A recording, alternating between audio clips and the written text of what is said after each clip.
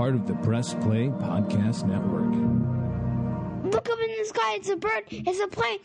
This is Jason J. Lewis, the voice of Superman on Justice League Action. This is Mark Wade, writer of Superman Birthright. You're listening to the Krypton Report.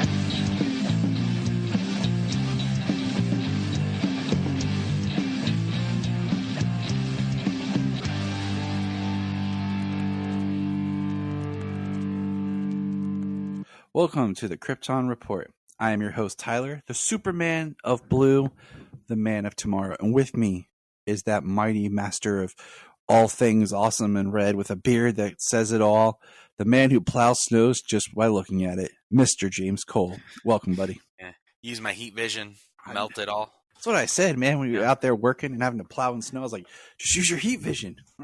Right? Yeah, that would be nice. Oh, You're like, Tyler, I'm not really Superman, you dumbass. I'm like, right? I've been watching. Wouldn't really be sore today from putting out all that salt if I was. Yeah, the DA words become more common in my vernacular because I've been watching. We watched all of that '90s show, and then we've been for the past month and a half watching that '70s show. So you just let little Red Foreman slip in there every now and then. Right. But hey, man, we got a lot of like small nuggets of things to talk about. Been an interesting Yeah, because week. we're really just waiting for any news. Yeah, like DC really to come out. The Super Bowl falls on my birthday this year, and that's when we get the full Flash trailer. So we will get the Flash trailer on my birthday. Ooh, happy birthday. Yeah. That'll be a good present. I know. And I'm pretty pumped about that. And speaking of the Flash movie, spoilerish, I guess, is we got some looks at some of the toys, like the packaging on the toys. And there is a toy, okay? Skip ahead like 2 minutes, people, if you don't want to hear this. That's called Dark Flash. That's all it says, Dark Flash. Yeah. And he looks kind of like the Black Flash that Thawne was last season on the Flash. Yeah, he's got some like things that are like coming up off of his shoulders and stuff. I don't think I've seen what you're talking about. It's the same with Eobard Thawne in the yeah, TV it really show. looked like that picture you sent of the Dark Flash. Yeah, I'm wondering how that's gonna be. I mean, we've heard a lot that the Flash is the villain of the movie, so it's a very good possibility that it's just another multiversal Flash. I mean, there has been Black Flashes and stuff like that over the years that have more represented like death and the Speed Force and things like that. Mm-hmm. The Black Racer and stuff like that. So yeah, it's cool. We have a lot of like little trailers to talk about if you think about it. Like, but quick notes: it is rumored that Titans will return in April.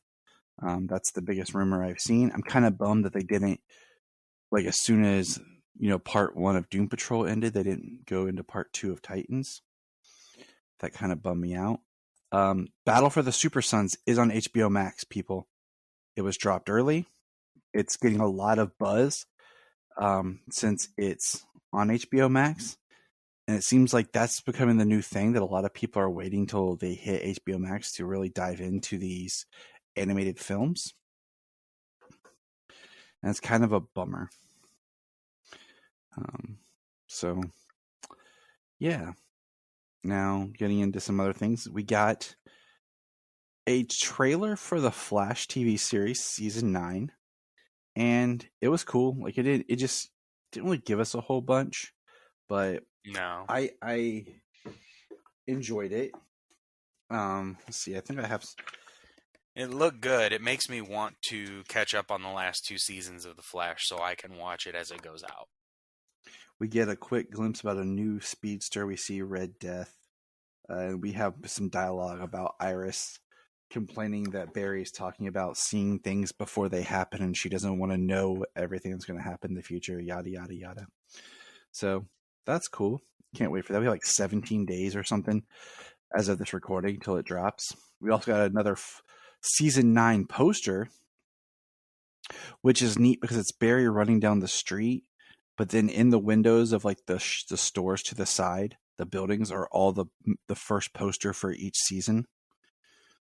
So kind of trying to culminate there and show us, hey, this is the end of the Flash. Right. I mean, it's kind of the official send-off of the Arrowverse. The Arrowverse proper, or the Arrowverse Prime. Yeah. Because they... Well, I mean, Superman and Lois is a thing, but it's on a different Earth. But it's all in the... This is the end of Earth Prime. Yeah. Because they showed us that it's all connected. But this is the last of the Earth Prime. I mean, it was the second series. It's gone... It's gone the longest. Right. So it's going to be sad. It's going but all good things must end. Nothing gold can stay, Pony Boy. We did get Shazam! Fury of the Gods. We got a TV spot where before this month is over, we're supposed to get a full trailer, a new trailer, but it had some new footage in it. So, we saw Billy / Shazam holding the staff and shoot lightning from his hand. We saw more of the dragon. Yeah, the dragon stuff was pretty cool looking. So that's cool. We did learn that it's going to be released in China, which is great because that means that movie will probably do very well. Having that whole other market. Had Black Adam, I think, released in China, it would have done a lot better as well. And we've got a lot of promo art for Shazam. And I'll be honest, a lot of this art that I've seen for it, it's okay. Like, it's nothing that's got me, like, super excited. It kind of just looks like, almost like AI drawings. You know what I'm saying? Like how there's been that big thing of, like, AI art. Yeah. It's like, they have a thing that says Billy Batson, and it shows, him as the champion. It says the champion. Mary Bromfield, the brains. Darla Dudley, the speed. Freddie Freeman, the nerd. Eugene Choi, the gamer.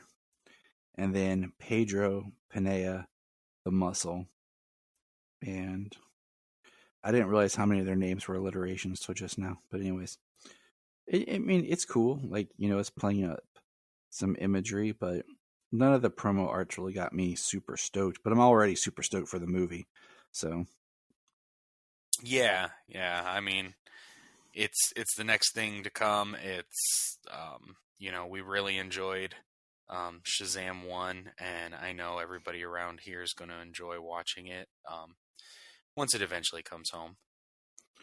I mean, yeah, like, we got some Shazam artwork, those like drawings and stuff. Shazam 1 is probably one of my favorite DC comic book films ever. It's just a good time and fun. Even when you just want to throw, the evil woman off a cliff. Yeah.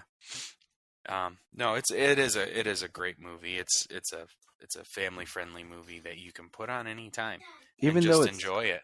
Even though it's Christmas, like you can just kind of put it on any time, because that's really how I look at it. Is even though it's a Christmas film, I watch it any time of the year. So, it always just kind of makes me happy.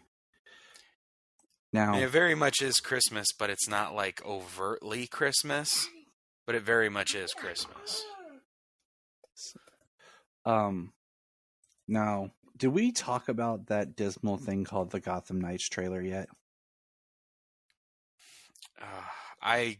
You know what? I'd have to watch it right now just to just to get some sort of idea. Because it doesn't stick. You know what I mean? Like, watching that stuff doesn't stick in my head. So basically, they're trying hard to get me to watch this thing because, like I told you, we know that Misha Collins is going to be in Two-Face makeup, okay? But in the trailer for Gotham Knights, we see a Talon. We see a Talon attack, and the new character, I don't even want to say his name because it's stupid, but it's holding a sword, and the Talons attack. It's a Talon. And I'm just like, they are trying very hard to get me to watch this thing. Yeah.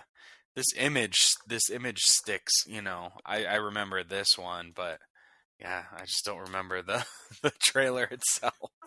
Yeah, there's not much other than just the same crap that we're just like, eh. But, you know, he's being blamed for the murder of Bruce Wayne. And the whole idea of, like, the Joker's daughter character is such a weird character that her last name's Dent, but yet her name's Duella Dent. And she's supposed to be the Joker's daughter, but yet she seems more like she should be Two-Face's daughter. And they're trying to make her out to be like a good character. Yeah, this show's going to bomb. But I at least have to watch an episode when Misha's in makeup. Yeah. You know, no matter how much we talk about this show, because we bring it up a lot because it's still a thing and they're promoting it and everything. It's, you know, Superman and Lois is going to lead into it. And I just, as much as we talk about it, it just keeps falling off of my radar. Oh, yeah. I'm not. It's only going to like do anything because it's going to premiere after Superman and Lois. So now, moving on, I'm gonna hold one thing till last. We did get some more pictures of the Legion film. It is coming in February. It showed Supergirl with what looks like another Supergirl, another Kara, but in a different outfit. We got Solomon Grundy. Then we see Superman and Supergirl at the farm. Then we got a clip that has the two of them talking, and Clark throws like this orb ball thingy that opens a portal, and they decide to fly through it, taking them to the future. And we got a little clip of Batman and Superman kind of arguing about Kara's purpose in being on Earth. So I feel like they're doing some really good marketing to try to get this film out in February. And I'm really hinting at the February part because there's a reason. But what do you think about the Legion, what we're seeing?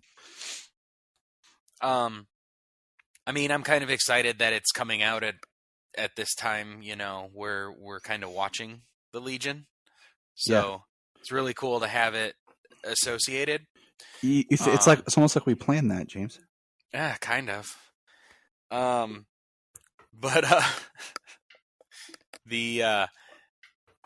enjoyed the clips that I saw. Jensen Ackles as Batman is really good. I'm glad to have him as the Tomorrowverse Batman. I agree. And I'm excited to have Supergirl in this. Unfortunately, you know, we were just getting to the point where we had that awesome cliffhanger and Kara showing up in Young Justice and then we don't have nothing coming that we're yeah, that it seems like. So it's good to get some more Kryptonian content. And the way that they're skipping around with this Tomorrowverse, I mean, by the next film we might have John Kent. So who knows? You know? Yeah, seriously. So all that to say, we got our first trailer for the next DC animated film, The Doom That Came to Gotham. Now, I read this when they announced this because I was intrigued by it. It's written by Mike Mignola. You know, most famous for creating and writing Hellboy. It's a very Lovecraftian Batman story. And the trailer, I was surprised that this one's rated PG-13, first of all. I'm glad it is, because I don't think the R animated film actually ever really do that great. But it's PG-13. It definitely looks very intense. But this one's coming out in March. Yeah, like month and a half behind Legion. And usually they're a couple months because they're like 4 movies a year, one per quarter. You get the first one, then you get one in like the more spring, summer, then like late summer into fall, and then one towards, late fall, winter. Right. Well, these movies have always been really good sellers. I mean, they've been producing them now for since 2007. Yeah. Or releasing them, should I say, since 2007. I mean, we're 16 years out. It's longer than the MCU. Yes. It's pretty awesome and makes me feel old. I know, right? But I would not be opposed to them doing more, doing 5 or 6 a year, just to fill out the. As long as they can keep the quality up, this animation appears. I mean, it's really good, but it also appears like it's probably easier, like a cheaper way to go about it. Yeah. Which I think helps with definitely the speed as well as the quality. I mean, it's very good. It's like there for a while when they would do like you had the 4 main ones, and then you had like a one-off. Like we had for 2 years we had those Batman 66 films. We had the Teen Titans versus the Teen Titans Go. We had what do you call it? Was one of the Batman and the Teenage Mutant Ninja Turtles. These are all separate animated films that were not part of this. The animated DC division or whatever. The ongoing but not even continuity kind of thing. Not even the continuity. They were like, because I think they were done by like Warner Brothers Animation compared to being by like the DC Animation. I don't know. Oh, okay. But anyways, we were getting like an extra film with these characters, and that's kind of stopped. Like, because now even like the odd ones, like the Catwoman Hunted, was like part of the rotation of these animated films. And we're going to be getting that other anime-based film, I think, comes out after the Doom That Came to Gotham. Yeah, the Ruby and Justice League. Yeah, I ain't watching that, so we'll skip that one. So I'll watch it because I like anime, but I don't have a whole lot of like interest peaked. I mean, it's DC and anime, and some I've enjoyed and some I haven't, and there's been a handful of DC anime film pictures that have come out.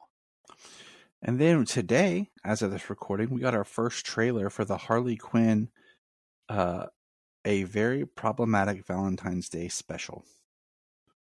So, James, what did you think about this? Actually, you know what? That is one I have not had a chance to watch. I was busy and I totally forgot about that. So, all right, hold on. And give me. Oh, Jesus! We're that back. Was great. So it's going to be very, very, very adult. We see Zatanna and the Flash together. King Shark has him a lady. Bruce is in jail. Catwoman with some Kite Man has a woman. And Bane talks to Etrigan and gets a nice little rhyme. The Bane rhyme. And then the Bane later on. Bane and then Darkseid is in love with maybe Talia al Ghul, maybe? I don't know who that is. It's her cold, dead eyes from across the room. And Darkseid is in love. And then Clock King and Riddler. And then a very interesting Harley and Ivy scene that infects everybody to participate in activity together. So this is going to be a very, very interesting, maybe a Patreon review. I feel like we can only talk about the trailer on a Patreon. Yeah. Woo! But that's coming February 9th. Interesting. A lot of imagery. Good thing it's an animation. Whew. It'd be like an episode of Doom Patrol. Whew. Okay. And I love the how it last starts with Zatanna and the Flash. Oh, that's a couple. I'm like, never thought of them, but okay. The last thing is the 30-second trailer clip for Superman and Lois season 3. James, how many times you watched this? Let me do. Oh, this one. Yeah, I've seen this one. Yeah. Okay. Yeah. How many times you watched this? Because very interesting. I've watched it a few times.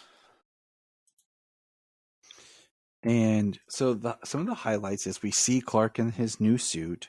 It's Jonathan and Jordan's birthday. We get a line from Lois that she might be pregnant. Lois goes missing. And that we see the Daily Planet crumbling.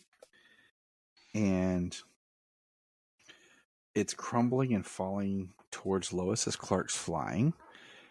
And looks very intense. We have a line with Sam saying, like, basically what happened to my daughter. And we see Nat and John in their suits. We see Jordan with his heat vision. So, yeah, I mean, 30 seconds, I'm in. Yeah, 30 seconds. There's a lot here, but it's there. Like you said, like you described just about everything that happened in it, and that's it. Like there's nothing to say what is going on with anything here, except for it looks like Lois is in peril, and the Daily Planet ball falling down looks pretty awesome. Yeah, you know why is people? So, can I ask you this question? From this trailer, do you see where they're doing injustice? Do I see where they're doing? I have not clocked anything that would. Exactly. You know how many people said, oh, so they're going to do Injustice for season 3. And I'm like, how are you getting that from this trailer? Like, I got in an argument with some dude on Twitter. I'm like, how are you getting that from this trailer? You can't. Because Injustice was more than just the death of Lois. People are stupid and just clickbait. Yeah. No, I just looked for anything specific just now. Again, like it says, 30 seconds. So just keep replaying it. No, nothing at all there. I mean, yeah, it's kind of like the most recent thing, and it's like, there are people out there now who all they complain about is bad Superman. Yep. So, it's just another reason for somebody to say something negative towards Superman. You know what I mean? Besides him being boring and a Boy Scout and blah, blah, blah. Now it's like evil Superman.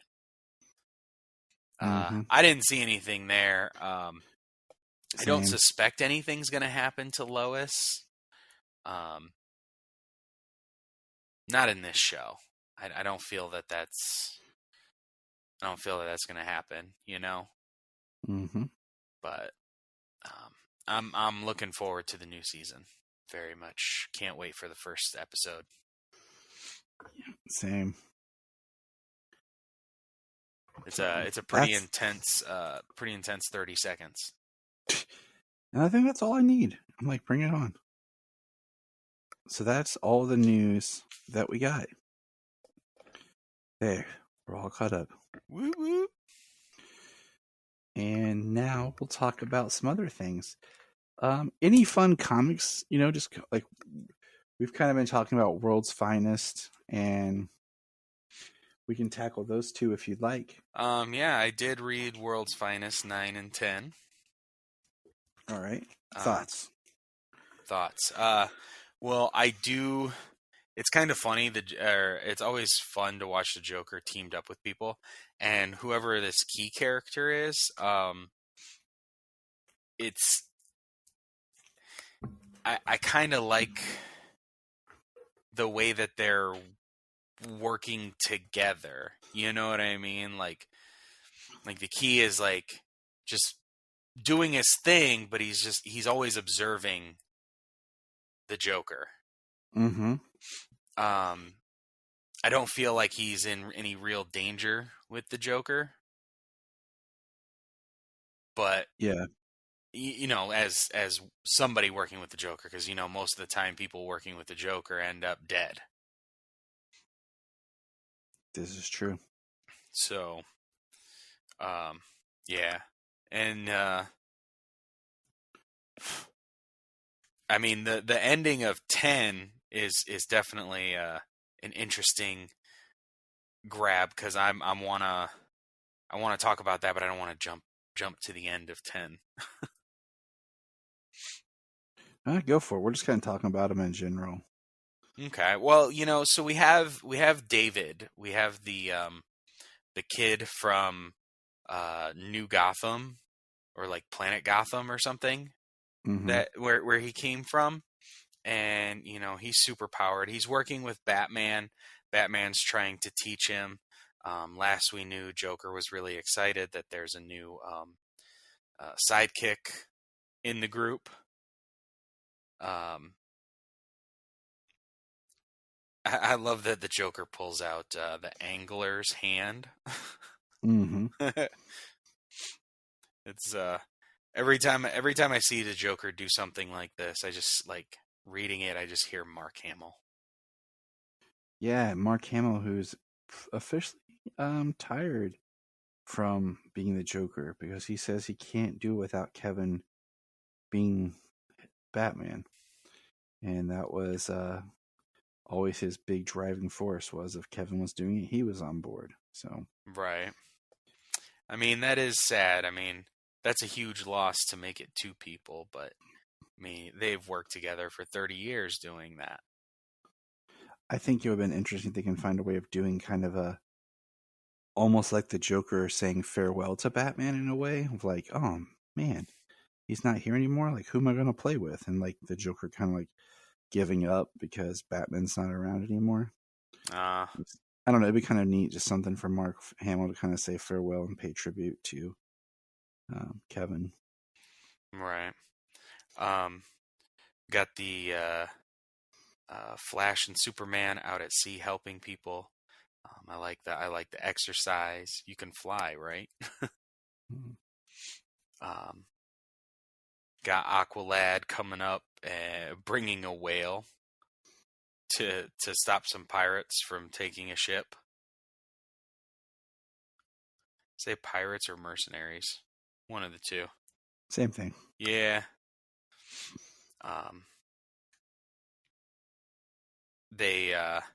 The Titans show up. Got Robin, Kid Flash, Donna Troy, and like they're having discussions with David here. Anyways, I kind of lost track. I was saying, so we got David, who is super powered. I like him having these interactions with so many characters. He's having, you know, he's trying to be friends with the Titans. He's working with Batman and Superman, trying to learn from them. But he clearly has some anger and power issues. Yep. So he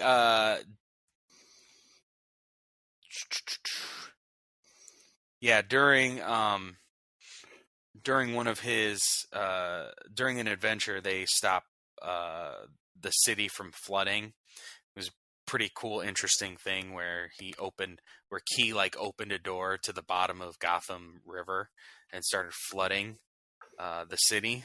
It's pretty interesting. Not wholly original at this point, but nope. It was pretty awesome the way it was done. But we get David, who is taken right out from behind Batman, and he's kidnapped by the Joker. And then in the next issue, Joker is torturing him. We get a nice little backstory for Key, which was interesting. It It was. Joker with his Joker gas and famously the crowbar.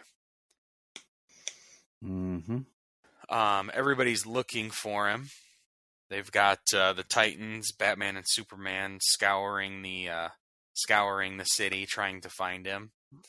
All the doors the doors that they come across was really cool. I love how they solved that puzzle. Saying that Joker wears gloves and the key doesn't, and Superman uses his microscopic vision, and he identifies the only door that they used because of fingerprints. So that was a pretty sweet use of the powers. They rescue David. While they're busy with a giant creature fighting, David goes after the Joker very angrily. He destroys his whole fun house, and he's saying he's gonna kill him.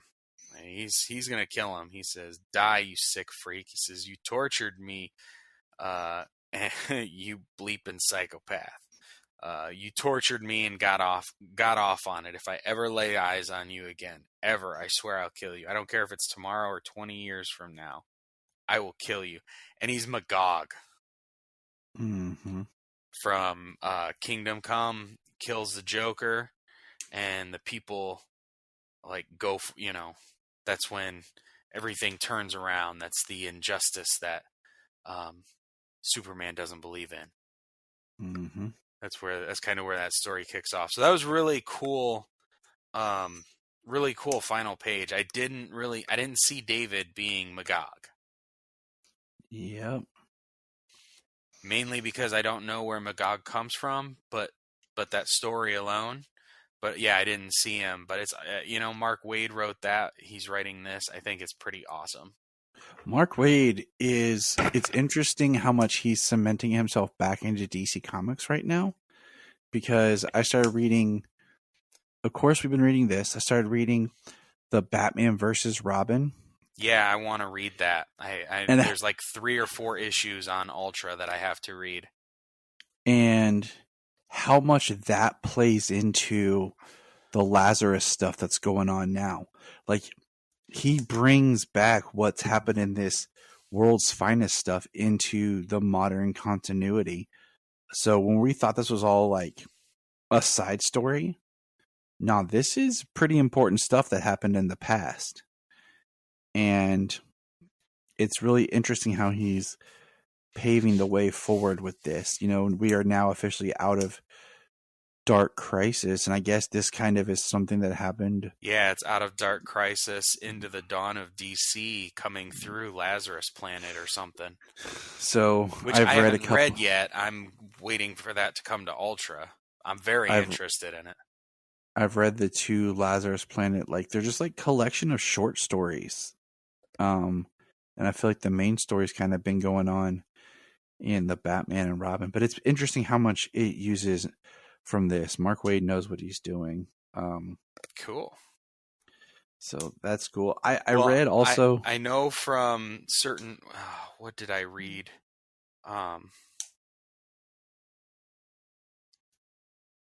Which books was it? I read so many, but I know that there was another connection. They were talking about the Devil of Neza. Yep, that's I didn't remember, but yeah, he is the one kicking off and causing the Lazarus stuff to happen. Oh, that's yeah. So he is back, and that's why I was like, "Oh snap!" There's more to it, but it was still kind of like, "Oh snap!" Wow, good on you, Mark Waid. Right? Was it Justice League? So. I've been reading a lot of the. I caught up with all the One Bad Days. The one I haven't read Bane's, but man, I read Bane's. I also read Two-Face and Riddler. Sorry, none of the books have let me down. I thought Riddler's was probably the weakest. I think Mr. Freeze is the strongest. Then Penguin. Then Two-Face. And like I said, I haven't read Bane's yet, but they all have been really good. Yeah, they all were really good. One Bad Day, when it came to the Riddler and Two-Face, it didn't really seem like they were like continuity per se, like they fit like in right now or someplace that we are currently like pulling from. But the Bane one seemed to use things that have happened in continuity. Batman getting addicted to Venom, Bane kicking Venom and not using it anymore, as well as the death of Alfred. They touch upon all of that stuff, and I wasn't expecting it to be like to grab things from continuity like that. But the Bane the really cool thing about the Bane story is, I want to talk about it. I don't want to spoil it though. Dang it! All right, I need to go watch it, and then we'll talk about it. I mean, read it, not watch it. But all right, I will read it, and we will talk about it next time. All right. But yeah, those have been great, and I've been trying to catch up on Detective Comics. I went back and I started reading old Shazam. I'm just trying to read more of old Shazam stuff. Did you get your Ultra yet, or? I did. Awesome. Awesome. Fantastic. I got like 10 more pages to read on Dark Crisis of Infinite Earths number 7, and I'll have read that entire storyline, mainline miniseries, as well as all the tie-ins. Nice. Yeah. So then I read The World's Finest, and then I'm going to be branching out again to grab some more, because I try to go through books as they come in weekly, you know, and try and keep up on all of them, so I don't like read a large chunk of one thing and then go and read another large chunk of something. This way I can kind of keep the stories a little straighter than when I read like 200 issues in 2.5 months. It is harder when you're bouncing around in time trying to keep things straight, but you're trying to read some older stuff that you just want to enjoy, but then you're like, oh yeah, that didn't happen. So but yeah, that's kind of it for comics right now. We're just kind of taking it in a stride. And the next thing, I wanted to mention this, the Superman Speechless comic. What's so interesting about this is what they're doing is Janine and I, when we were in Cincinnati, met a lady who makes books like this. And what it is it's a comic book, but there's no words in it. And it's for kids to look at the pictures and then to tell you the story. Ooh. So that there's no dialogue, it's just pictures, and then they kind of create and make up the story themselves. We bought the kids a book like this of dragons from a lady at a con, and now we have this. So I think that's kind of neat. Awesome. Yeah, that sounds really neat. So our next segment is, I kind of have this kind of quick notes thing here. Just kind of the history of who are the Legion. Usually we talk about that, before we dive into something, but I just was going to do a quick kind of history on who are the Legion and the characters. So here we go.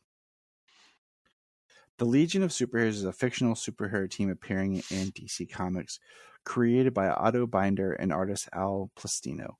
The Legion is a group of superpowers beings living in the 30th and 31st century. First appeared in Adventure Comics 247 in April of 1958. Initially, the team was closely associated with the original Superboy character and was portrayed as a young group of time travelers. Later, the Legion's origin and backstory were fleshed out, and the group was given its own monthly comic. Eventually, Superboy was removed from the team altogether and appeared only an occasional guest star. The team has undergone 2 major reboots during its run. The original version was replaced with a new rebooted version following the events of the 0 Hour storyline in 1994, and another reboot team was introduced in 2004. A 4th version of the team, nearly identical to the original version, was introduced in 2007. And then in 2019, DC announced a new series written by Bendis. Bendis. Superman was featured series in Adventure Comics in the 50s. In Adventure Comics 247, Superboy meets 3 teenagers from the 30th century: Lightning Boy, Saturn Girl, and Cosmic Boy. Notice it's Lightning Boy, who were members of a superhero club called the Legion of Superheroes. Their club had been formed with Superboy as an inspiration, and they had time traveled to recruit Superboy as a member. After a series of tests, Superboy was awarded membership and returned to his own time. Although intended as a one-off story focusing on Superboy, the Legion proved so popular that it returned for an encore in Adventure Comics 267, December of 59. Now, I went ahead here and I put some of the more famous members of the Legion. There have been hundreds of characters, but I think these are the ones I've kind of assembled that we hear come up more and more and are pretty common core.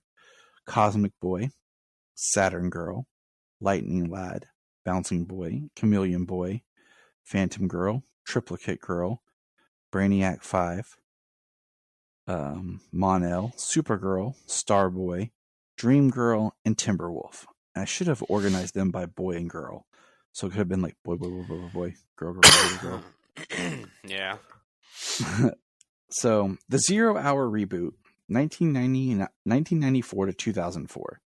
Following 0 Hour, a new Legion continuity was created, beginning with a retelling of the origin starting in Legion of Superheroes Volume 4, Number 0, and continued in a spin-off sister series, Legionnaires Number 0, released in October of 94.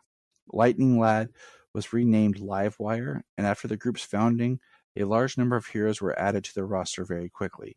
Several members from the previous continuity were given new code names, and some new heroes were added, including XS, the granddaughter of Barry Allen, the second Flash, Kinetics, and Gates. While in some ways following the pattern of the original continuity, the new continuity diverged from the old one in several ways. Some characters died as they had previously, others did not. The 3-boot continuity was 2004 to 2009. Post Infinite Crisis was 07 to 11, and then the New 52 was 2011 to 2015. Those are all kind of different things that kind of happened with no substantial, really, anything that pops. A new Legion of Superheroes series from writer Brian Michael Bendis in 2019 was announced. It was a prelude to a series entitled Legion of Superheroes Millennium, was released in September and October, while the ongoing series debuted in November. The series ended in January 2021 with 12 issues. This was the one that featured John Kent and was, I don't know, I didn't read it because I don't like the Legion. But I thought about it just because of John Kent. In TV and film, representation, and animation, Cosmic Boy, Chameleon Boy, and Saturn Girl made an appearance on Superman, the animated series, in the episode New Kids in Town. The 3-team time travelers stop Brainiac, who has traveled back to kill a teenage Clark Kent. Jason Priestley voiced Chameleon Boy, Melissa Joan Hart voiced Saturn Girl, and Chad Lowe voiced Cosmic Boy. In 2004, episode of Justice League Unlimited entitled The Greatest Story Never Told, the Legion's archvillain Mordo appears, member of the Justice League battle Mordo in the background while the narrative follows Booster Gold. The Legion, along with the Fatal Five, later appear in a 2006 episode of Justice League Unlimited entitled Far From Home, with Goggy Gress as Bouncing Boy and Matt, I can't pronounce his last name, is Brainiac 5. Supergirl was taken to the future to help fight the Fatal Five and free the Legion, and decided to stay, and the other Legionnaires who appear in the episode include Chameleon Boy, Colossal Boy, Cosmic Boy, Lightning Lad, Phantom Girl, Saturn Girl, Shadow Lass, Timberwolf, Ultra Boy, and Wildfire. Woo! And then, of course, the Legion of Superheroes cartoon that we are reviewing premiered in September of 2006. Saturn Girl, Phantom Girl, and Chameleon Boy appear in Young Justice Phantoms, which they did a great job in that series. Now, live action. In 2008, it was announced that Jeff Johns would be writing an episode of Smallville titled Legion, which would introduce the Legion of Heroes into the series continuity. The Legionnaires were the founding members Cosmic Boy, Saturn Girl, and Lightning Lad. The episode aired on January 15th, 2009, and featured the 3 Legionnaires fighting the Fatal 5 villain, the Persuader. Then later, of course, Brainiac 5 would appear in an episode played by James Marsters with his Legion ring, and of course the Legionnaires would reappear in Season 8, Doomsday. In The Flash, episode Welcome to Earth 2, as Barry and Cisco and Wells are traveling to Earth 2, glimpses of the multiverse are seen, including an image of the Legion flight ring. A flight ring appears in the Supergirl Season 1 episode Solitude. It appears as one of the objects inside the Fortress of Solitude. Later on in the series, the Legion will become very popular as we would meet Mon-El, who would join the Legion, Saturn Girl, Brainiac 5, who would then stay on Earth while Winslow Shot would then go to the future to join the Legion.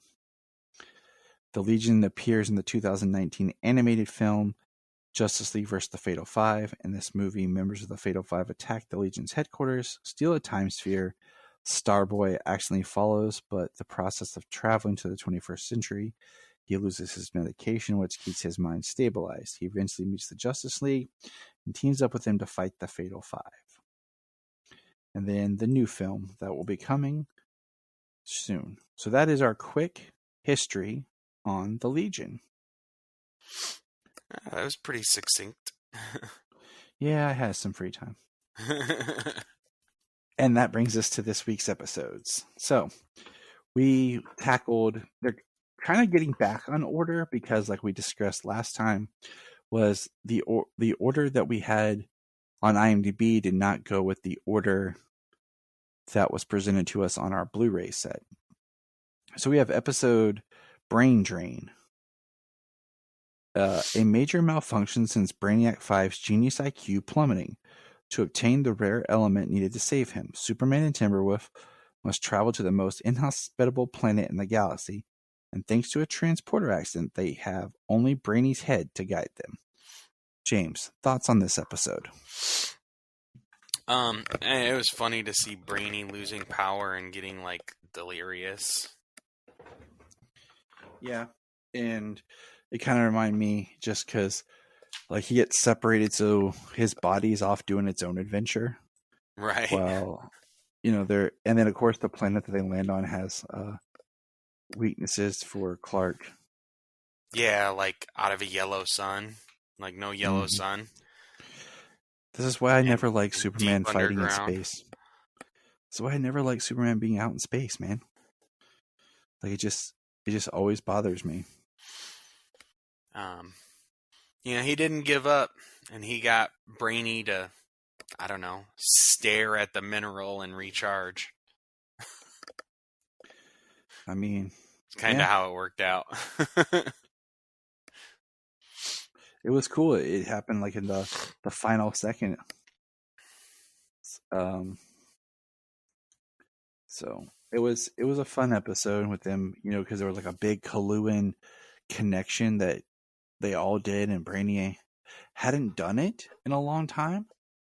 So, but when he did, it threw him out of whack, and they were just trying to put him back together. Ah, okay. The next episode we watched was Chain of Command. When disaster strikes Lightning Lad's home planet of Wenath, the Legion is called to help. Lightning Lad's efforts to take charge are thwarted, however, when long-absent Legion leader Cosmic Boy arrives with an enigmatic new hero in tow. So what did you think about this one? Well, that was the third episode, and I got pulled away before the end. So that one I didn't finish. No, my notes. It was interesting because we see Lightning Lad's like home get destroyed. We see him struggling and where people don't respect him, and they're it kind of tears the team apart. But then at the end of the episode, what's neat is they vote a new leader for the Legion. And who do you think they vote for? Lightning Lad? No. Bouncing Boy. Oh, Bouncing Boy. Bouncing Boy gets appointed leader because he's the only one that doesn't really want the job. Oh, okay. So it was interesting just to see Lightning Lads, struggling with trying to lead and be this inspiration and this force, but no one really respecting him and giving him the time of day. Yeah, I mean, when I pop it back on to watch the next couple of episodes, I will finish that one. But the second episode 10, because you went episode 9, episode 11, episode 10 here. Yep. Because I was doing the order 10, that they the came substitutes. Oh, okay. Well, the episode 10, the substitutes, that was a really fun episode. Yes, it was, because I laughed hysterically.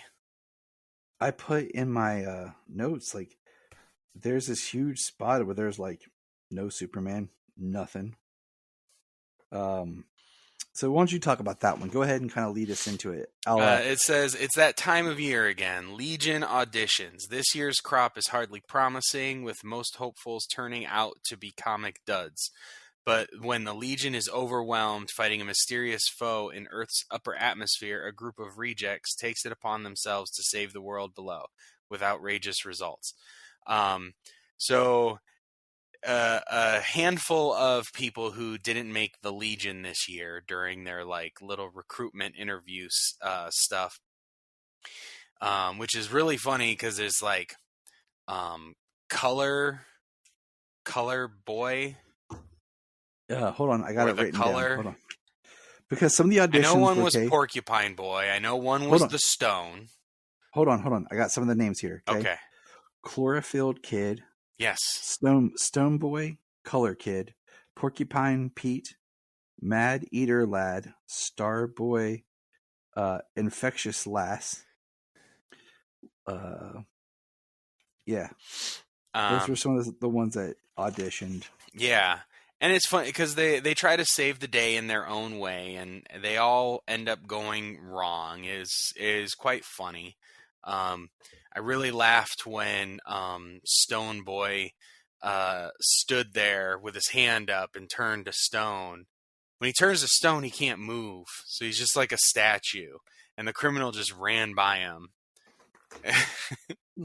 It was hilarious. They're trying to fight Starfinger, who feels like a very Christopher Walken inspired villain, and it plays out that Starfinger is like the cause of the creatures that are eating the atmosphere. Yeah, so they come out these like little tiny, like cute bunny type chipmunk things, and then they float up into the sky, and they transform into these like vicious insectoid type things, and they're eating the atmosphere.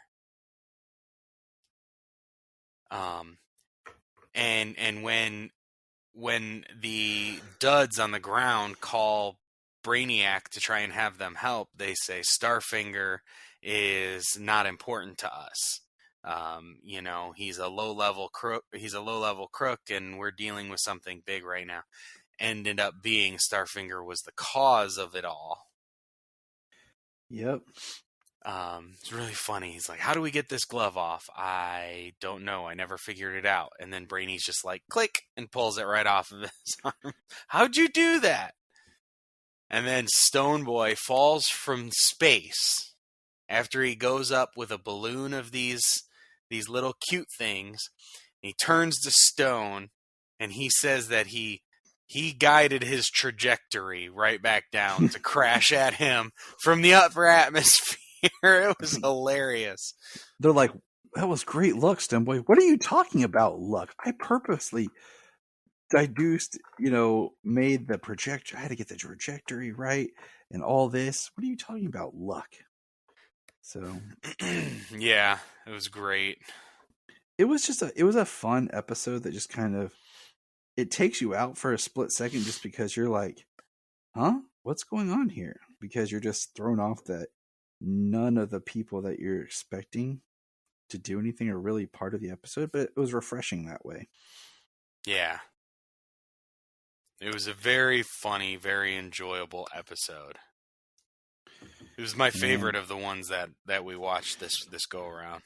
it might be my favorite so far this season because I'm enjoying the Legion, but at the same time, like I feel like some of the episodes, nothing's really staying with me. You know? Oh yeah, I see that. Like I watch it, I enjoy it, but I'm not like. It's not like something like, oh my gosh, like this really was awesome. It's just like a fun watch, and you know we have 2 episodes left, and that's gonna end the first season. And I'm like, cool, because I'm actually really excited to get into the second season because I've never seen anything from the second season. And that's when we get some interesting changes to the characters. So. Yeah, definitely. But all right, man. That's all we got for this episode. It's kind of just catching up with some things and moving on through the Legion. The only other thing I had that I totally forgot about was we did get a picture that the Atom Man that Superman had battled in the flashback episode of season 1 of Superman and Lois will be returning in season 3 of Superman and Lois for an episode. Oh, was that the image? I was like, oh, yes. I said that character. That must be an old image. Yep, he's back because he just wrapped filming his episode, and Tyler's in the new costume, and of course, you know, Brian and I recently talked about Superman Smashes the Klan, which has that character more prominent in it. So it'll be interesting to see what they do with this character, and he's back. Ooh, nice. But yeah, so thanks everybody for tuning in and joining James and I as we discuss, just kind of get caught up and get back in the groove of things. Keep reading comics, you know, let us know what you're reading. Let us know what you think. Hit us up on our social media. Check out our other episodes coming up. Let us know if you're reading along with us on Ultra. Yeah, like our comics, we're kind of readjusting comic reviews in some ways just because I want to do this segment more of like, what are you reading? Just because with Ultra, we are reading a lot and, you know, we're reading backwards and we're reading forwards. We're getting caught up on things and we're kind of caught up, but yet 1 month behind because it just makes sense for Ultra other than, you know, major Superman titles. Well, you know what? Considering that I have found that when you buy multiple books and life happens, sometimes that reading stack just continues to grow. Yep. And you might even have books in there that are well over more than 1 month old. You may have 3-month-old books in that reading stack that just continues to grow that you can never seem to make disappear. So I don't feel like 1 month with Ultra is really going to hurt our enjoyment of reading these books and talking about them with you guys. Nope. Like I said, the only thing we're really going to keep going forward with is the Superman books as much as we can. Yep. So remember, everybody.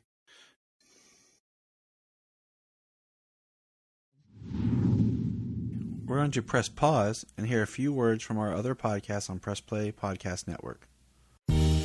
Hello, Brooks here with the Books with Brooks monthly book club podcast. Here's how Books with Brooks works. We read 1 book a month, and then we talk about it.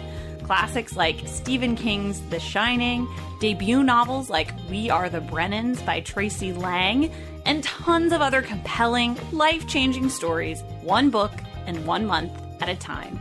So come read along with us, and then listen in. If you are like Tyler and James and can't get enough Super Talk, check out these other podcasts. Digging for Kryptonite, Supergirl Radio, The Last Sons of Krypton, The Superboy Legacy Podcast, All-Star Superfans, Superman the Animated Podcast, The Aspiring Kryptonians, Always Hold On to Smallville, The Geek of Steel, and Truth, Justice, and Hope. Remember to check out Krypton Report on all social media platforms. Go to linktree.com/Krypton Report. You find all of our information. $1 a month. You'll get extra special content that you don't get on the main show, like movie commentaries and whatever else comes out of our mouths. So check it out, patreon.com/Krypton Report. This is Dan Jurgens, and if you want to have a good time, Keep listening to the Krypton Report. Look up in the sky. We just want to say, if you've enjoyed this podcast, please check out other podcasts on the Press Play Podcast Network.